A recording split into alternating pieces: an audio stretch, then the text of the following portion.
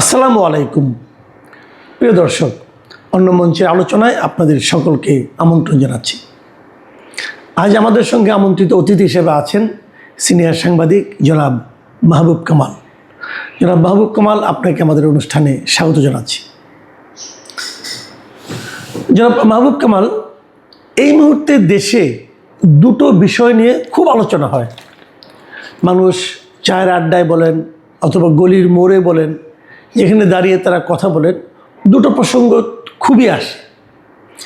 একটা প্রসঙ্গ যারা একটু সচেতন মহল তারা করেন, তারা জানতে চান যে যুক্তরাষ্ট্রের সঙ্গে আমাদের যে চুক্তিটা হয়েছে সেই চুক্তিটার আসলে ভবিষ্যৎ কী, এবং এটা হলে আমাদের কি হতে পারে, কি লাভ কি ক্ষতি, এবং আমরা কি আসলেই তাহলে একটা গোলামির চুক্তিতে আবদ্ধ হতে যাচ্ছি। এটা একটু সচেতন ব্যক্তিরা বলেন। আর যারা সাধারণ মানুষ আমাদের মতো, তারা বারবার যে প্রশ্নটা করেন, যারা রাজনীতি নিয়ে সচেতন হয়তো অতটা কিনা জানি না, তবে খুব আগ্রহী, তারা বারবার বলেন যে বাংলাদেশের রাজনীতিতে আসলেই কি আওয়ামী লীগের ফেরাটা এখন অসম্ভব। এই দুটো প্রসঙ্গ নিয়ে অবধারিতভাবে আলোচনা হয়। আমরা প্রথমে আওয়ামী লীগ প্রসঙ্গটা নিয়ে কথা বলতে চাই। আপনার কি মনে হয়, আপনি বাংলাদেশে আওয়ামী লীগের রাজনীতির ভবিষ্যৎ কি দেখছেন? দেখেন, দুইটা জিনিস। একটা হচ্ছে যে শেখ হাসিনার নেতৃত্বাধীন আওয়ামী লীগ নাকি শুধু আওয়ামী লীগ, এখানে কিন্তু দুইটা ব্যাপার আছে। আপনি যদি বলেন যে শেখ হাসিনার নেতৃত্বাধীন আওয়ামী লীগ, সেইটা আনপ্রেডিক্টেবল, সেইটা হবে কি না এই ব্যাপারে মন্তব্য করা খুবই কঠিন। জি, যে শেখ হাসিনা আওয়ামী লীগকে নেতৃত্ব দিবেন, সেই আওয়ামী লীগ দেশের রাজনীতিতে অংশগ্রহণ করবে, ইলেকশন করবে, এইটা আনপ্রেডিক্টেবল। এই ব্যাপারে মন্তব্য করা মানে আমার পক্ষে সম্ভব না। আমি অতটা জ্যোতিষী নই। কিন্তু যদি বলেন যে আমি আবার একটু আগের প্রসঙ্গে যাই, আপনি কেন এটাকে আপনি আনপ্রেডিক্টেবল মনে করছেন? কি কি আনপ্রেডিক্টেবল মনে করছি এই জন্য যে উনি তো একটা মামলায় তো কনভিক্টেড, তাই না? মামলায় কনভিক্টেড। 2 নম্বর হচ্ছে ওনার বয়স হয়ে গেছে অনেক। 3 নম্বর হচ্ছে যে এই মুহূর্তে বাংলাদেশে আপনি দেখবেন যখনই আওয়ামী লীগের প্রশ্ন ওঠে তখনই সব রাজনৈতিক দল ঐক্যবদ্ধ হয়ে যায়। নিজেদের মধ্যে বিভেদ থাকে, কিন্তু যখনই আওয়ামী লীগ আসবে এরকম একটা ভাব উঠে তখন সবাই ঐক্যবদ্ধভাবে তাকে ঠেকানোর একটা চেষ্টা করে। সো মানে শেখ হাসিনার নেতৃত্বাধীন আওয়ামী লীগের ফিরে আসা রাজনীতিতে এটা খুব কঠিন। হ্যাঁ, অসম্ভব আমি বলবো না, পৃথিবীতে অসম্ভব বলে কিছু নাই, কিন্তু খুব কঠিন। হ্যাঁ, এইটা আমি বলি আর কি। তবে যদি আপনি বলেন যে আওয়ামী লীগের রাজনীতিতে ফিরতে পারবে কি না, এই প্রফেসি করা খুবই সোজা, একেবারেই সোজা। সেটা হচ্ছে যে আওয়ামী লীগ অবশ্যই এদেশের রাজনীতিতে অংশগ্রহণ করবে, তবে টাইম ফ্যাক্টরটা বলা যাবে না। এটা কি 2 বছর, এটিকে 5 বছর, এটিকে 10 বছর, মানে এইটা তো বলা যাবে না। কিন্তু Awami League has to be part of our national politics today or tomorrow. কেন আওয়ামী লীগের প্রত্যাবর্তনটা আপনি অবধারিত বলছেন কেন? বলছি আমি, দেখেন একটা গান বলি আপনাকে, সেটা হচ্ছে একটা চাবি মাইরা দিছে ছাইরা জনম ভরা চলতে আছে, কোন আমার দেহ ঘড়ি সন্ধান করি বানায় আছে কোন মিস্ত্রি। কোন মিস্ত্রি বানাই আছে? বঙ্গবন্ধু আওয়ামী লীগ নামক ঘড়ি, জিয়াউর রহমান বিএনপি নামক ঘড়ি, এবং সেই মওদুদি জামাত নামের ঘড়ি একটা চাবি মাইরা ছাইরা দিছে জনম ভরা চলতে আছে। বুঝতে পারছি? এইটা এই যে আমরা বলি না যে বিএনপি আওয়ামী লীগ আমলে আওয়ামী লীগ বিএনপিকে নিরাকরণ করতে চাইছে, আবার এখন আওয়ামী লীগকে নিরাকরণ করার প্রক্রিয়া, এটা বৃথা। এটা বারবার আমি একটা কথা বলি, এটা মশক নিধন না যে আপনার কীটনাশক স্প্রে করে দিলাম আর সব মশা মরে গেল। দেখেন আমি 3টা মশা নাম দিচ্ছি, এটা আবার ভাইবেন না যে আমি কর্মীদেরকে মশা বলতেছি, এটা উপমা, উদাহরণ না। আমাদের দেশে হয় কি উপমাকে উদাহরণ মনে করে এবং সে কারণে মিসলেড হয়। আওয়ামী মশা হচ্ছে ধরেন অ্যানোফিলিস, বিএনপির মশা হচ্ছে কিউলেক্স, জামাতের মশা হচ্ছে এডিস। আচ্ছা, এই যে 3 মশা, এইটা কখনো আপনি নির্বংশ করতে পারবেন না। মশা পৃথিবী থেকে কখনো যাবে না, ঠিক আছে, কখনোই যাবে না। আপনি ওই যে বলেন না যে মশা মারতে কামান দাগায়, কথাটা এমনি এমনি আসে না কিন্তু। ফলে এইগুলি এই প্রজন্ম থেকে প্রজন্ম জন্মাইতে থাকবে। এটা একটা প্রক্রিয়া। এবং এই 3টা দল শুধু রাজনৈতিক দল না, এই 3টা দল হচ্ছে সামাজিক শক্তি, এটা মাথায় রাখতে হবে। এবং deeply implanted into the soil of every nook and corner of the country. যে কোনো জায়গায় যাবেন আপনি, যে কোনো গ্রামে গঞ্জে 2-4-5 জন dedicated Awami League, dedicated BNP, dedicated Jamaat আপনি পাবেন, ঠিক আছে। সো এইটা দিস ইজ নট মশক নিধন, এটা হলো একটা। দেখেন, পৃথিবীতে কোনো মতবাদই একবারে নিঃশেষ হয়ে যায় না, কোনো মতবাদ। এই যে ইউনুসের আমলে আমি আমার এক বন্ধুকে বলতেছিলাম যে আচ্ছা, এই যে ইউনুস এত কিছু করতেছে, তুই কোনো পোস্ট দেস না, কিছু না, প্রতিবাদ করস না। তো আমার সে বলে কি, ভাই আমি এগুলোর মধ্যে নাই। তার মানে তুই কোনগুলোর মধ্যে আসিস? বলে যে আমি তাওবাদী।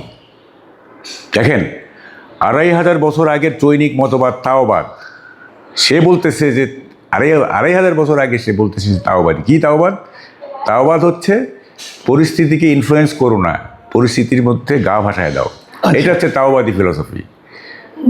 ইনফ্লুয়েন্স করার চেষ্টা করবা না, গা ভাসায় দিবা।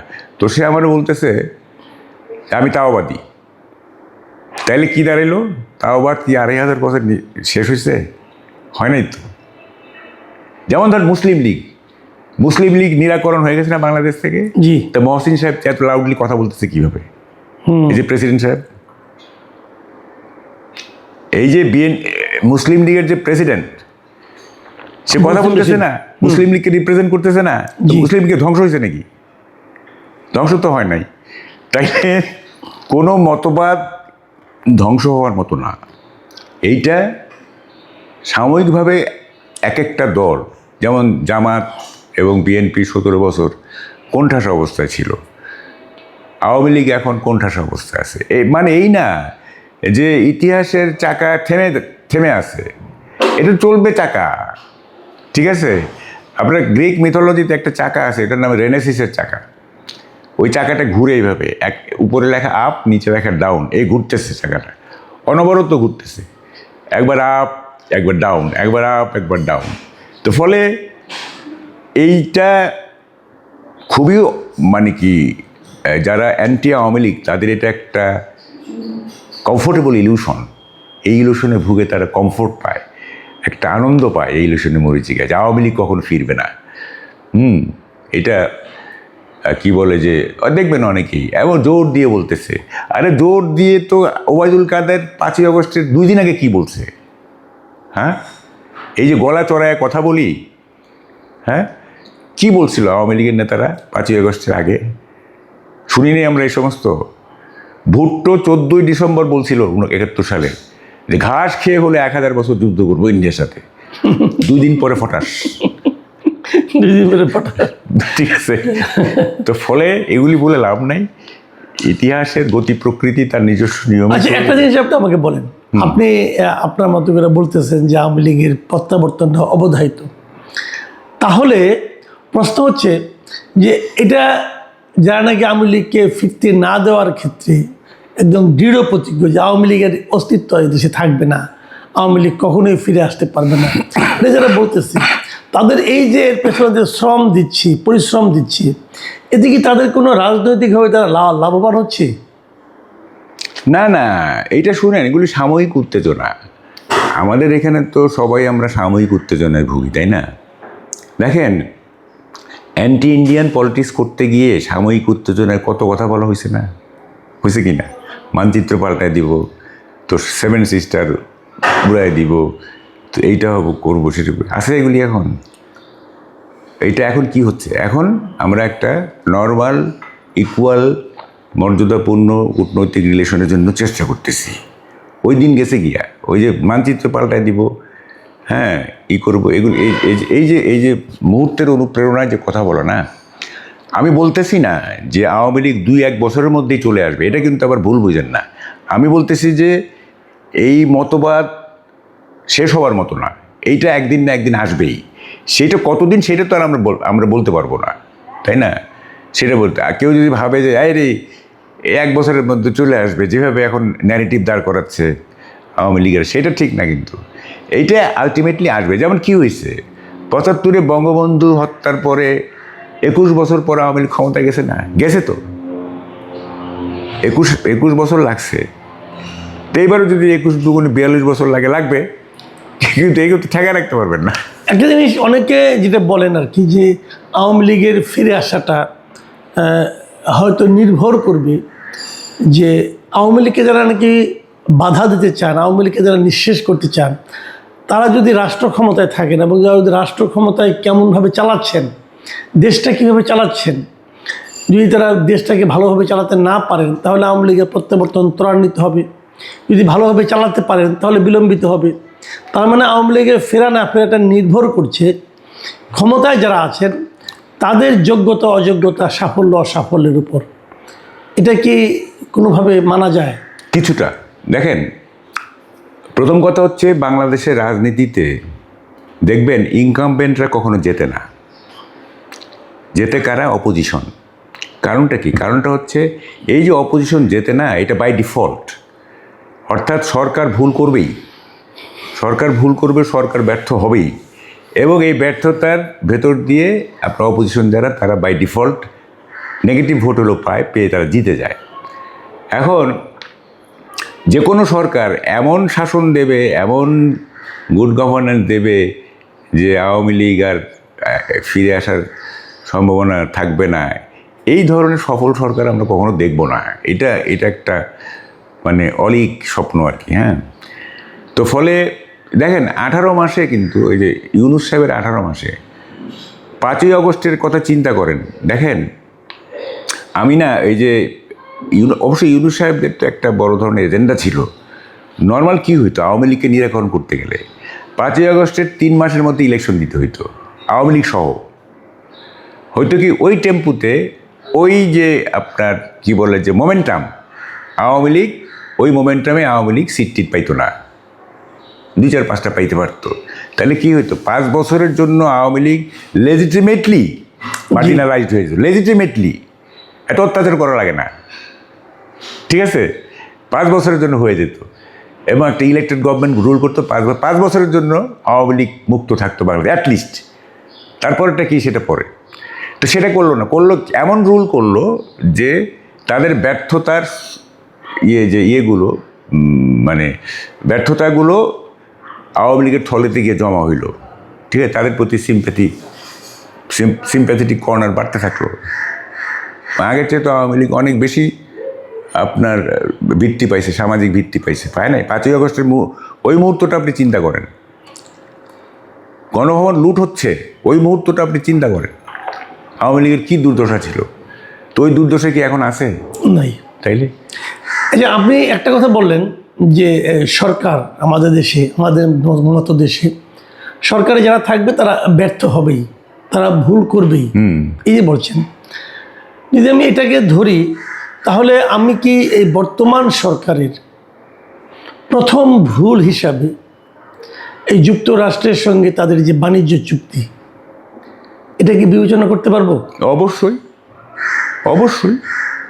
এই চুক্তি সরকার করে, এই সরকার করে নাই, এই সব করছে আপনার ইউনূস গভর্নমেন্ট। কিন্তু এটা তো এই সরকার ইনহেরিট করতেছে, এই সরকার এটাকে ওন করতেছে, তাই না? তো ফলে এটা সরকারের জনপ্রিয়তায় তো এটা একটা বড় ধরনের আঘাত আসবে। হ্যাঁ, তাদের যে রেটিং, পপুলারিটির রেটিং কমবে না? এর প্রত্যেকটা পারফরমেন্সে তো রেটিং বাড়ে কমে, তাই না? এবং আলটিমেটলি কি হবে সেইটা আপনি বরং প্রশ্ন করতে পারেন যে কি হতে যাচ্ছে আর কি এই চুক্তি নিয়ে। কি হবে, আপনি এই চুক্তির মানে ইমিডিয়েট নেতিবাচক মানে আপনার প্রভাব কিভাবে মানে দেখতে পাচ্ছেন? শুনেন, ইমিডিয়েট তো না, এটা আমি বলি। আমেরিকার এখানে আমি প্রথমে হেনরি কিসিঞ্জারের একটা মন্তব্য বলি, তারপরে জিনিসটা বুঝতে সুবিধা হবে। আপনি জানেন Henry Kissinger one of the top most diplomats in the world. তিনি আপনার আমেরিকার ন্যাশনাল সিকিউরিটি অ্যাডভাইজার ছিলেন, পরে সেক্রেটারি অফ স্টেটও হয়েছিলেন, এবং উনি ডিপ্লোমেসির জন্য বিখ্যাত। এই যে শাটল ডিপ্লোমেসি আমরা যেটা বলি, হ্যাঁ, শাটল ককের মতো ছোটাছুটি করা, এই ডিপ্লোমেসির জনক তো উনি। 1973-তে উনি আপনার মিডল ইস্টের বিভিন্ন জায়গায়, দামাস্কাস, তারপরে হচ্ছে আপনার জেরুজালেম, তারপরে হইলো আপনার কায়রো, আম্মান, এগুলো ছোটাছুটি করে বেড়েছে শাটল ককের মতো। তারপরে এই 73-তে এই তার ডিপ্লোমেসির কারণে ইজিপ্ট এবং ইসরায়েলের মধ্যে, সিরিয়ার মধ্যে একটা সমঝোতা হয়েছিল, বিকজ অফ হিজ ডিপ্লোমেসি। তো এখন এই কিসিঞ্জার আমেরিকা সম্পর্কে একটা কথা বলছে, সেইটাই আজকে খুব প্রাসঙ্গিক। সেটা উনি বলছেন যে তার মেমোয়ার্স আছে, একটা 3 খণ্ডের একটা স্মৃতি কথা আছে তার নিজের লেখা। তার আত্মজীবনে অন্যরা লিখছে, কিন্তু তার একটা আছে মেমোয়ার্স। ওখানে উনি বলতেছেন যে আমেরিকা যার শত্রু, আমেরিকার শত্রু হওয়া মানে সেটা ডেঞ্জারাস, কিন্তু আমেরিকার বন্ধু হওয়া মানে সেটা ফ্যাটাল, প্রাণঘাতী। বুঝছেন?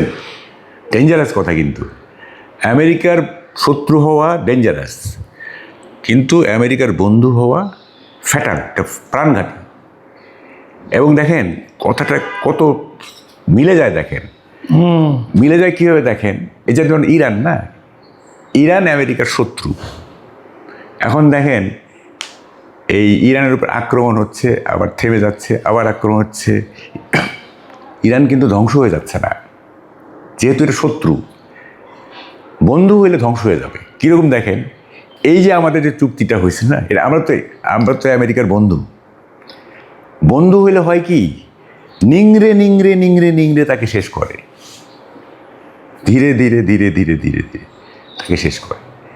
এবং এই চুক্তিটা হয়েছে নিংড়ে নিংড়ে বাংলাদেশকে ধ্বংস করার একটা চুক্তি। কিন্তু আপনি আমাকে একটা কথা বলেন যে চুক্তিটা ইউনুস গভর্নমেন্ট করেছে, এই জন্য ইউনুস গভর্নমেন্টের আমরা নিন্দা করলাম, অনেক কিছু করলাম, কিন্তু নিন্দা করলে তো চুক্তিটা বাতিল হচ্ছে না। এই সরকার চুক্তিটাকে ধারণ করছে, বহন করছে। তো এই সরকারের পক্ষে এই ধারণ এবং বহন না করে আর কি করার উপায় ছিল? তাদের মধ্যে তো একটা ভয়ও কাজ করে, যদি আবার তাদেরকে উঠিয়ে নিয়ে যায়, যে ঘটনা ঘটেছে তো না, বলতেছি এখন তাহলে তারা এই সরকার কি করতে পারে? বলছি শোনেন, এই সরকারের কিছু করার নাই, টোটালি একটা হেল্পলেসনেস চলতেছে। শুধু বাংলাদেশ না, হোল ওয়ার্ল্ড আজকে ট্রাম্পের অ্যাগ্রেশনের কাছে হেল্পলেস। হ্যাঁ, এবং হয় কি, যেমন ধরেন আপনার বাড়ির পাশে যদি একজন টপ টেরর বাস করে, তখন কিন্তু ধরে নিতে হবে এটা আপনার নিয়তি। সে আপনার ছেলেকে উত্ত্যক্ত করবে, সে আপনার মেয়েকে রাস্তায় অপমান করবে, সে যখন তখন আপনার করবে, আপনার কিছু করার নাই, সে টপ টেরর। ঠিক আছে, এই নিয়তি মেনেই আপনাকে থাকতে হবে। এখন পৃথিবীর যে অবস্থাটা হয়েছে আপনি দেখেন, মানে কিছু করার নাই কোনো দেশে। ভেনেজুয়েলা, আপনি যেটা বলেন, ভেনেজুয়েলার প্রেসিডেন্টকে জাস্ট বিগল পাখির মতো তুলে নিয়ে গেল। হ্যাঁ, এটা কোনো কথা হইল? তারপরে ধরেন যে এই যে কিউবা, এতদিন ফিডেল ক্যাস্ট্রো এরা মোটামুটি একটা রকেট, কিউবার উপরও তার চোখ পড়ছে। তার নেইবারিং যে সমস্ত সাউথ আমেরিকান কান্ট্রি আছে সবগুলোর উপরে তার চোখ পড়ছে। হ্যাঁ, ইভেন ইউরোপের সে গ্রিনল্যান্ড ফ্রিনল্যান্ড এগুলি তার চোখ পড়ছে। এখন দেখেন বাংলাদেশ একটা খুব একটু উইক নেশন, এটা বলতেই হবে, তাই না? মিলিটারিলি উইক কেন, স্ট্রংও যদি হইতো, ধরেন বাংলাদেশের চেয়ে বড় বড় স্ট্রঙ্গার কান্ট্রি আছে না, সেগুলিকে আমেরিকার কাছে কুলাচ্ছে। তারা বলতেছে যে এই পৃথিবীকে তারা 150 বার ধ্বংস করে দিতে পারে। তারা বলতেছে 150 টাইমস এই পৃথিবীকে তারা ধ্বংস করে দিতে পারে। সেই জায়গায় আপনি কি করবেন? আপনি তারেক রহমানই বা কী করবে? শেখ হাসিনা চেষ্টা করছিল, পারছে? পারে নাই তো। বঙ্গবন্ধু বলছিলেন যে আমার অবস্থা যদি চিলির আলেনদের মতো হয় তবু আমি আমার পথ থেকে সরব না। ঠিকই তার অবস্থা চিলির আলেনদের মতো হয়ে গেল। তো ফলে এগুলি আমাদের তৃতীয় বিশ্বের এটা একটা ডেস্টিনি, এই নিয়তি আমরা কীভাবে ওভারকাম করব, এইটা খুবই একটা মানে ট্রাবলসাম কোয়েশ্চেন। হ্যাঁ, আমরা যে জাতীয়তাবাদী হব, আমরা যে জাতীয়তাবাদী একটা স্ট্যান্ড নিব যে যা হবার হবে, হ্যাঁ এইসব মানি না, লাভ কি? লাভ কি আছে? এটাকে রেসিস্ট করতে পারবো? যে কথা আমি রাখতে পারবো না, রেসিস্ট করতে পারবো না, সেইটা বলে লাভটা কি, তাই না? এখন এই নিয়তি কী হবে আমি জানি না, তবে আমরা একটা চেষ্টা করে দেখতে পারি, সেটা হচ্ছে সাধারণ মানুষ যদি একটা ঐক্য গড়ে তুলে রাস্তায় যে না আমরা এই চুক্তি মানি না, সেক্ষেত্রে হয়তো গভর্নমেন্ট আমেরিকাকে বুঝাইতে পারবে যে আমার তো কিছু করে না, দেখেন পাবলিক এই অবস্থা, পাবলিক এই চুক্তি চায় না, এখন তো আমাকে। তবে সেই ধরনের কোনো চেষ্টাও তো আমরা সরকারের মধ্যে দেখছি না। না না না না না, সরকারের মধ্যে বিরোধী দলগুলি, ওই যে আপনার ওই দিন আপনার শো দেখে আমি হাসতেছিলাম, আপনি বলতেছেন যে সব বিপ্লবী চুপ, এই যে বললেন না এইটা আমি হাসতেছিলাম। আসলে তো সবাই চুপ, সব বিপ্লবী চুপ। কই এনসিপি, কই জামাত, কোথায় এতদিন যে এত কথা বললো? হ্যাঁ, টুকটাক যা বলতেছে, ওই যে লেফটিস্টরা সারা জীবন যেভাবে কথা বলে, তো দু একটা লেফটিস্ট দু একটা কথা বলতেছে, কিন্তু নব্য বিপ্লবীরা কোথায়? হ্যাঁ, আছে কথা বলার মতো আছে? তো ফলে একটা জাতীয় ঐক্য যদি গড়ে উঠে, এবং ভিওরাসলি, যেমন আমরা দেখছি না কখনো কখনো প্যালেস্টাইনের উপরে আমেরিকান অ্যাগ্রেশন, ইসরায়েলের অ্যাগ্রেশনের আমরা অনেক সময় একটা জাতীয় ঐক্য গড়ে ওঠে না, ঐতিহ্য হয়েছে।